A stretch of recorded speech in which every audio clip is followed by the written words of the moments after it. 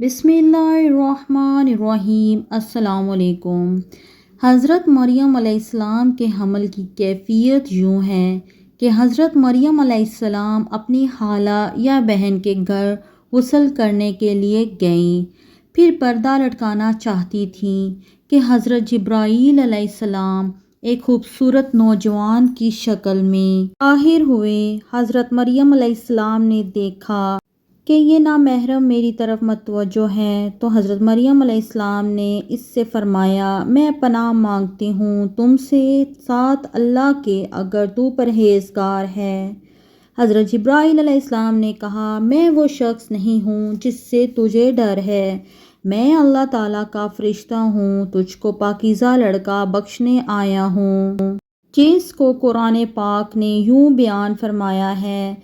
ترجمہ: فرشتوں نے کہا، اے مریم، اللہ تعالیٰ تمہیں خوشخبری دیتے ہیں اپنی طرف سے ایک کلمے کی، اس کا نام مسیح عیسیٰ بن مریم رکھنا۔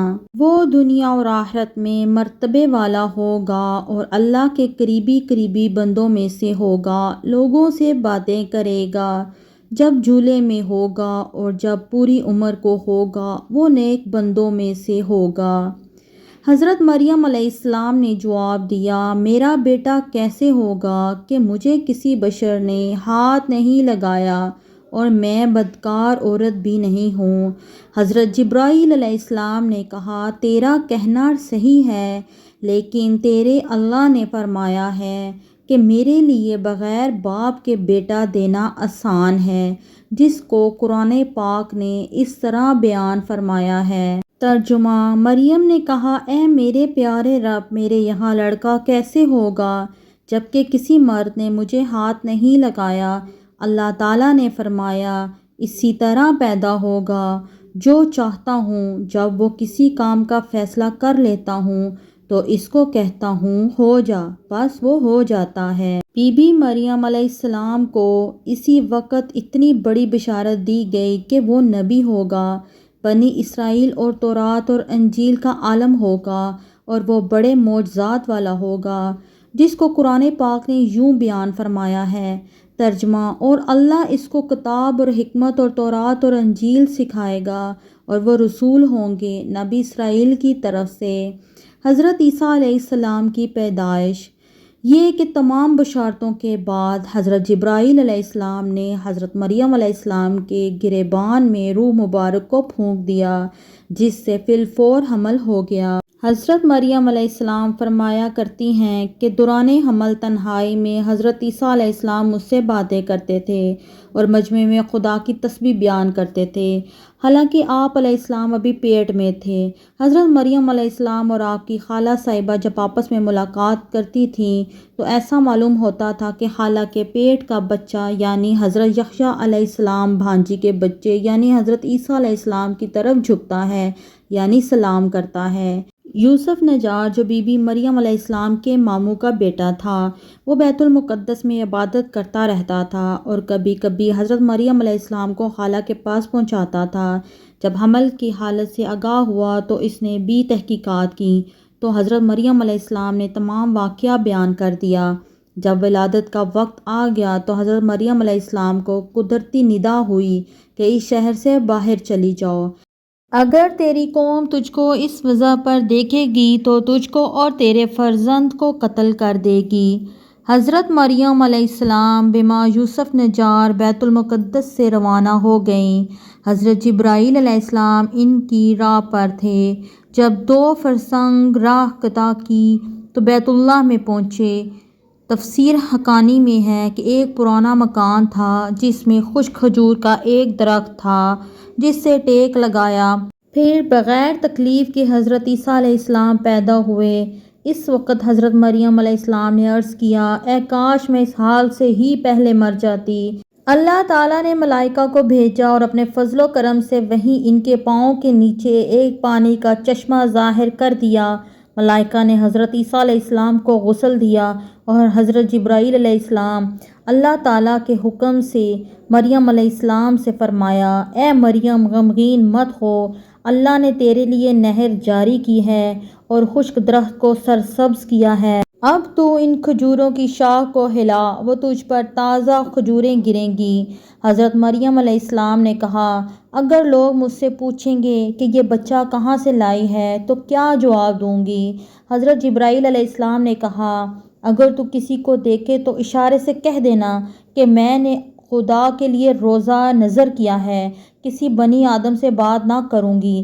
اس زمانے میں کھانے اور پینے کے علاوہ باتوں سے بھی روزہ ہوتا تھا، جس کو قرآن پاک نے یوں بیان فرمایا ہے۔